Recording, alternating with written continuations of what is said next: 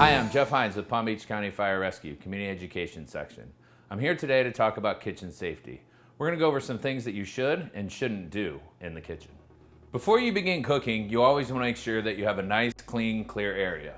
What we do not want is potential combustibles or other things that may catch on fire. Also pans like this that could fall. These pans may be hot, they could get stuck in between cabinets and the stove, which all could be potential fire hazards. So we saw that we wanted to begin with a nice, clean, uncluttered surface. But the number one cause of house fires in the United States is actually unattended cooking. So the best way to prevent fires is to stay in the kitchen. While you're cooking, we always want to have a lid accessible. All pots and pans come with a lid, but a lot of times we have them stored in a cabinet underneath other things. So be proactive, get the lid out, have it on the countertop. If you are cooking and a fire does happen in a pot, you can take your lid, come in like a shield, cover your pot, shut off the heat source. Fire needs oxygen as one element to be alive.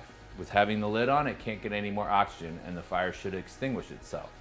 If you have a pan and you don't have a lid for that pan, you can use a cookie sheet, another baking sheet, same thing. Come in like a shield, place it on top, turn off the heat, the fire should extinguish. When you're cooking in the kitchen, whether it's a pot or a pan, you want to make sure that your handle's off to the side.